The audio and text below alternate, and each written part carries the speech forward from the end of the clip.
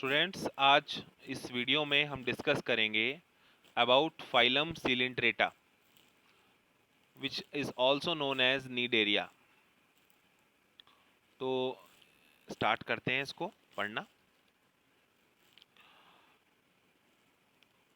अगर आपको थोड़ा ये नाम दिखाई दे रहे होंगे दो, सिलिंट्रेटा और नीडेरिया, तो उसके बारे में थोड़ा सा साइंटिस्ट के नाम आप लिख सकते हैं चाहे तो जो सिलिंट्रेटा नाम है, ये जो टर्म है, ये दिया था ल्यूकार्ट ने।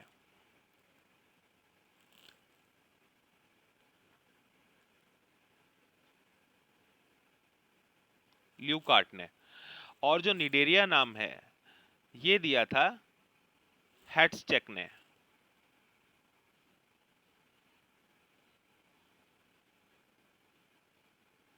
ठीक है ना। तो इस तरह से ये नाम पड़े, दो अलग अलग साइंटिस्ट ने ये नाम यूज किए हैं। तो इसमें लगभग 9000 स्पीशीज आती हैं फाइलम सिलिंट्रेटा में।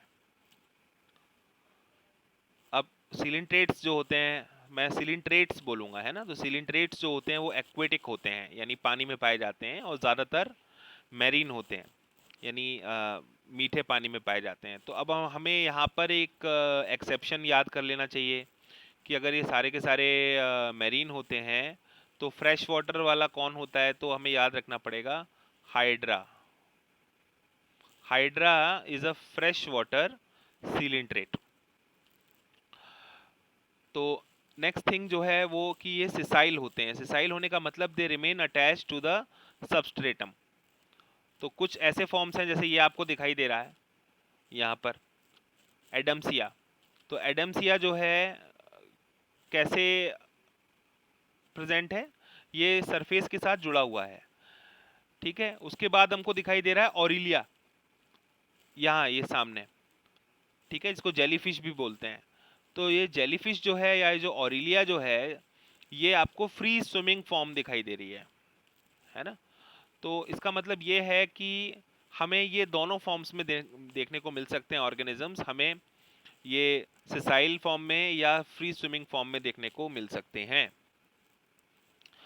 इनकी सिमेट्री के बारे में अगर आप जान लें तो अच्छा होगा। इनकी सिमेट्री जो है वो रेडियली सिमेट्रिकल होती है। It means we can cut them in two equal parts in different planes. किसी भी प्लेन से हम कट करें, so we will get equal parts, हमें इक्वल पार्ट्स देखने को मिलेंगे।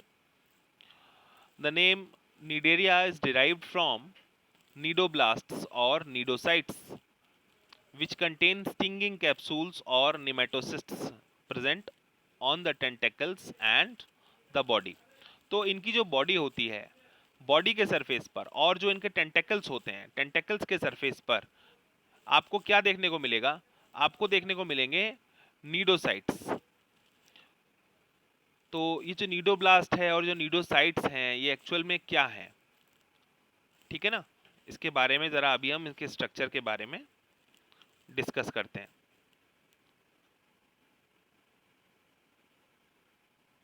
इधर मैं डिस्कस करता हूँ अलग से। हाँ,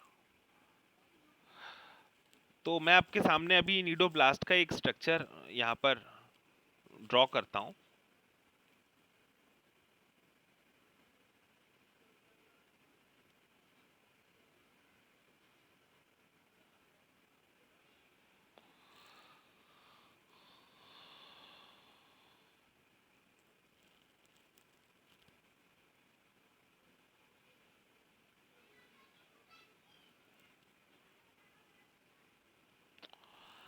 तो यहाँ सबसे टॉप पर this part is called as operculum, OPERCULUM,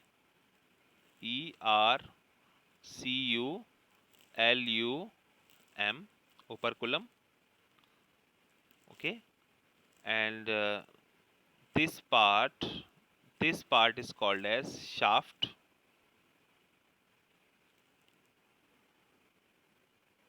and here we will find the nucleus, and this is the cytoplasm. Okay.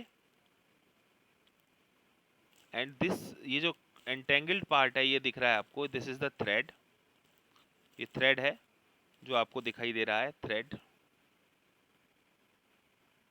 इसको थ्रेड ट्यूब कहते हैं पूरे फुल फॉर्म में लिखें तो, थ्रेड ट्यूब। तो इस तरह से है। तो आपको शाफ्ट दिखा है, शाफ्ट के ऊपर आपको दिखाई दे रहा है कि थ्रेड ट्यूब जो है वो इस तरह से मुड़ी हुई है ना, शाफ्ट के ऊपर। और सबसे ऊपर क्या है, ऊपर कुलम है, ये वाला खुला वाला पार्ट जो है ये ऊपर कुलम कहलाता है यहाँ पर, ठीक है ना। तो अब होता ये है कि ये जो हमें इस समय दिखाई दे रहा है ये अनडिस्चार्ज्ड है, अनडिस्चार्ज्ड, यानी ये जो हमारा नीडोब्लास्ट है, नीडोब्लास्ट, ये पूरा का पूरा क्या है, नीडोब्लास्ट है। और ये नीडोब्लास्ट अभी खुला नहीं है, अनडिस्चार्ज है। जब ये खुलेगा तब क्या होगा कि ये शाफ्ट ऊपर की तरफ आ जाएगा।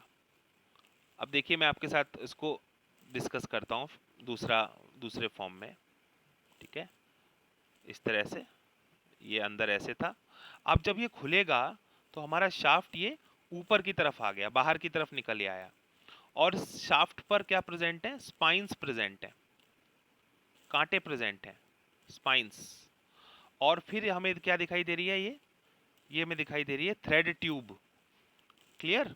तो अब हमारा जो ये शाफ्ट है यहाँ न्यूक्लियस हो गया इस तरह से। तो सिंपल वे में आप इसको याद ऐसे करिएगा, है ना। और ये अंदर ये जो बना हुआ है ये क्या है, ये है कैप्सूल। तो अब हमारी जो ये थ्रेड ट्यूब है ये बाहर आ गई है, हमारा शाफ्ट कहाँ है, ये रहा इसमें, ओके। तो अब ये जो नीडोब्लास्ट है ये डिस्चार्ज स्टेट में है, डिस्चार्ज, ठीक है। तो इसके अंदर आपको ये ध्यान रखना पड़ेगा कि इसमें नीडोब्लास्ट जो है इसमें नेमेटोसिस्ट होते हैं। नेमेटोसिस्ट हम कैप्सूल, शाफ्ट, कैप्सूल, शाफ्ट और थ्रेड ट्यूब को मिला के कहते हैं थ्रेड ट्यूब। तो ये वाला जो पोर्शन है, अब निमेटोसिस्ट का मैं कलर करने वाला हूं तो आपके समझ में आ जाएगा निमेटोसिस्ट है कहां पर। ये जो पोर्शन है ये वाला मैं ब्लू कलर दे रहा हूं, this is called as nematocyst and it is present in the cnidoblast. तो नीडोब्लास्ट में नेमेटोसिस्ट प्रेजेंट होता है। अब देखिए ये आपकी डिस्चार्ज स्टेट है, डिस्चार्ज स्टेट का मतलब ये खुल गया है, शाफ्ट बाहर आ गया है और थ्रेड ट्यूब जो है वो बाहर की तरफ आ गई है। तो मतलब ये शिकार करने की स्थिति है, अब ये इस समय ऑफेंस करने की स्टेट में, ऑफेंस मतलब हमला करने की स्टेट में आ गया है। इसको हम बोलते हैं स्टिंगिंग सेल कॉमन वे में। और ये जो हमारा निमेटोसिस्ट था it is called as stinging organ, ठीक है। नीडोब्लास्ट को आप क्या कहेंगे, स्टिंगिंग सेल। थोड़ा सा इसको कम कर देते हैं,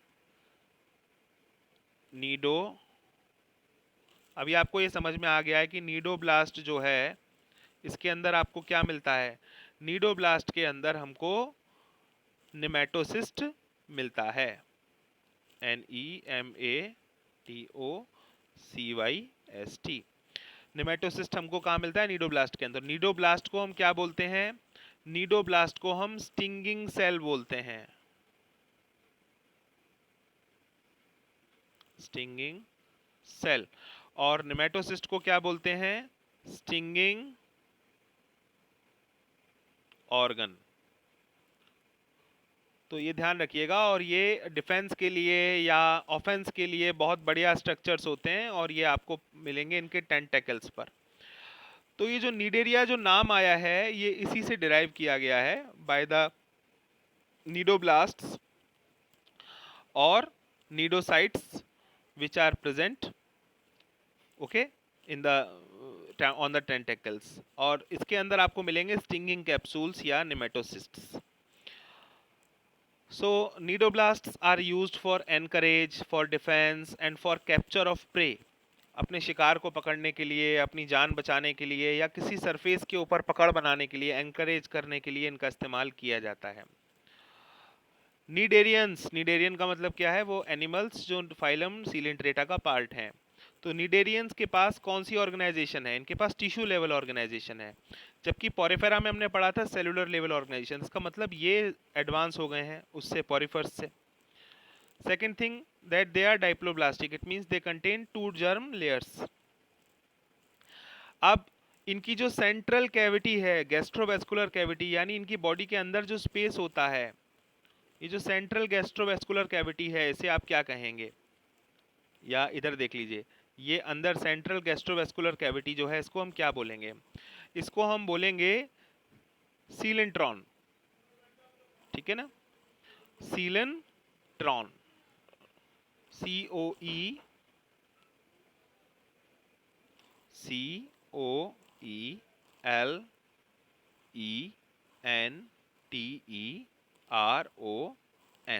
सीलेंट्रॉन is the central gastrovascular cavity. जैसे स्पॉन्जोसील थी, किसमें? स्पॉन्जोसील हमने पिछले फाइल में पढ़ा था, है ना? ऐसे ही यहाँ पर हम सीलेंट्रॉन पढ़ रहे हैं। तो ये डिफरेंस हो गया दोनों के अंदर। अगर हम देखें तो गैस्ट्रोवेस्कुलर कैविटी का नाम आप याद रखना अच्छे से। Mouth is present on the hypostome. तो जो माउथ है वो आपको कहाँ मिलता है? हाइपोस्टोम पर मिलता है। Digestion is extra cellular and intracellular both. तो उसका मतलब इनके पास एबिलिटी है दोनों काम करने की। ये थोड़ा सा डाइजेशन बाहर करते हैं अपनी बॉडी से, और बचा कुचा डाइजेशन बॉडी के अंदर करते हैं। तो उसका मतलब they have both abilities to digest outside the cell also. Extra cellular का मतलब होता है to digest outside the cell, intra cellular मतलब to digest inside the cell. Some of the cnidarians, जैसे कि कोरल्स जो होते हैं, जो समुद्र के पास आप देखते हो, समुद्र के पास कोरल रीफ होती हैं। तो कोरल रीफ में को बनाने वाला कौन होता है? कोरल्स होते हैं। उनका जो स्केलेटन होता है वो किससे बना होता है? कैल्शियम कार्बोनेट से बना होता है। और इस कैल्शियम कार्बोनेट की वजह से ही समुद्र के अंदर शैलो वाटर्स में, शैलो वाटर मतलब जो उथला जल होता है, उथला मतलब जो ज़्यादा गहरा नहीं होता, वहाँ पर आप देखते हो मूंगा की चट्टानें, मूंगा की चट्टानें कहते हैं इसको हिंदी में, ऐसी चट्टानें बन जाती हैं और कोरल रीफ का नाम इनको दिया जाता है। बड़ी सुंदर होती हैं, अलग अलग कलर्स की होती हैं, और इन कोरल रीफ्स पर आप देखते हो बहुत सारे स्केलेटन पार्ट्स इनके प्रेजेंट होते हैं, और इस यही लोग बनाते हैं, ये जो कोरल्स होते हैं यही इन कोरल रीफ को बनाते हैं। और इस कोरल रीफ के आसपास इकोसिस्टम जो है अपना पूरा अच्छे से डेवलप हो जाता है। बहुत सारी फिशेज इसमें छुपती हैं, बहुत सारे एनिमल्स जो हैं इस पर घर बनाते हैं, यहाँ बहुत सारा फूड प्रेजेंट होता है, सनलाइट भी आती है क्योंकि शैलो वाटर्स होते हैं, तो यहाँ पर अच्छा खासा एक सिस्टम डेवलप हो जाता है। Cnidarians exhibit two basic body forms, polyp and medusa. तो जो पॉलिप फॉर्म होती है वो सिसाइल होती है। सिसाइल का मतलब एक सरफेस के साथ अटैच पाई जाती है, ये पॉलिप फॉर्म है। जैसे अगर हम बात करें हाइड्रा में, तो हाइड्रा में हमको पॉलिप फॉर्म देखने को मिलता है, ठीक है ना? वो सरफेस के साथ अटैच रहता है। और जैसे कि आप एडम्सिया को देख लो, यहाँ पर एडम्सिया, ये देखो ये पॉलिप फॉर्म है। और मेड्यूसा फॉर्म कैसी होती है? Medusa form free swimming form होती है, जैसे ये आपको दिखाई दे रही है, ये हमारी जेलीफिश है जो पानी में खुल करके आराम से तैरती है, तो ये फ्री स्विमिंग फॉर्म है। तो हमें दोनों फॉर्म्स देखने को मिलती हैं, दोनों प्रकार की फॉर्म्स देखने को मिलती हैं, पॉलिप और मेड्यूसा। तो हाइड्रा, एडम्सिया, इसमें आपको देखने को मिल जाएगा पॉलिप, जबकि आपको umbrella shaped free swimming form देखने को मिलेगा ऑरिलिया यानी जेलीफिश में। आपको नीडेरियंस में अल्टरनेशन ऑफ जनरेशन भी देखने को मिलेगा, जिसे मेटाजेनेसिस कहते हैं। ये एक इंपॉर्टेंट क्वेश्चन है, व्हाट इज मेटाजेनेसिस, पूछा जाता है कई बार।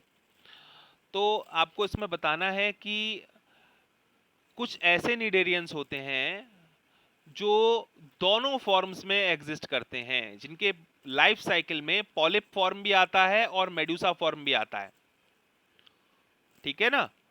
तो उनको हम उनके अंदर हम मेटाजेनेसिस होते हुए देखते हैं, यानी अल्टरनेशन ऑफ जनरेशन। तो यहाँ पर इस चीज को आप कंफ्यूज मत करना प्लांट किंगडम से। प्लांट किंगडम में जो अल्टरनेशन ऑफ जनरेशन था वो हैप्लॉइड और डाइप्लॉइड स्टेट का ऑल्टरेशन था, है ना।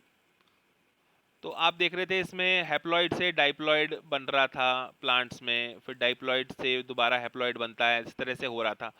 लेकिन यहाँ पर जो पॉलिप होता है या जो मेड्यूसा होता है, ये दोनों के दोनों ही डाइप्लॉइड होते हैं।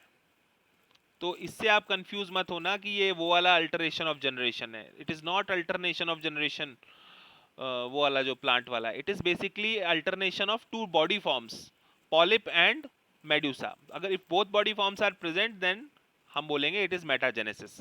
तो होता ये है, देखिए सबसे पहले जो है ना, सबसे पहले तो आप देखेंगे कि हमारा जो पॉलिप होता है वो बनता है, और पॉलिप जो होता है वो एसेक्सुअली फॉर्म होते हैं। अब सॉरी मैं क्या बोल गया, इसको ऐसा बोलना है, पॉलिप्स जो होते हैं ये एसेक्सुअल रिप्रोडक्शन करते हैं, ठीक है ना। एंड जब ये एसेक्सुअल रिप्रोडक्शन करते हैं तो फिर ये एसेक्सुअल रिप्रोडक्शन करके क्या बनाते हैं, ये एसेक्सुअल रिप्रोडक्शन करके मेड्यूसा को बनाते हैं। तो पॉलिप्स प्रोड्यूस मेड्यूसा एसेक्सुअली, और उसके बाद मेड्यूसा क्या करते हैं, मेड्यूसा सेक्सुअल रिप्रोडक्शन करते हैं और पॉलिप्स को बना देते हैं। तो इसका एग्जाम्पल आपको मेटाजेनेसिस में रखना पड़ेगा, ओबिलिया। ओबिलिया एक ऐसा निडेरियन है जिसके पास आपको पॉलिप और मेड्यूसा दोनों स्टेट्स मिलेंगी। जो पॉलिप होंगे वो मेड्यूसा को बनाने के लिए एसेक्सुअल रिप्रोडक्शन करेंगे, और फिर मेड्यूसा जो है सेक्सुअल रिप्रोडक्शन करके दोबारा से पॉलिप्स को बनाएंगे। तो यहाँ पर हमको मेटाजेनेसिस देखने को मिलेगा। एग्जाम्पल्स आपको उसमें ध्यान रखने हैं, फाइसेलिया, एडम्सिया, पिनाट्यूला, गॉर्गोनिया, मेंड्रिना, ऑरिलिया सबसे इंपॉर्टेंट, ओबिलिया क्योंकि इसमें मेटाजेनेसिस होता है, ऑरिलिया क्यों, क्योंकि इसे जेलीफिश कहते हैं। तो ये कुछ नाम आप याद रख सकते हैं, और खास बात इनके जो कॉमन नेम्स हैं उनको आप अच्छे से याद कर लीजिए।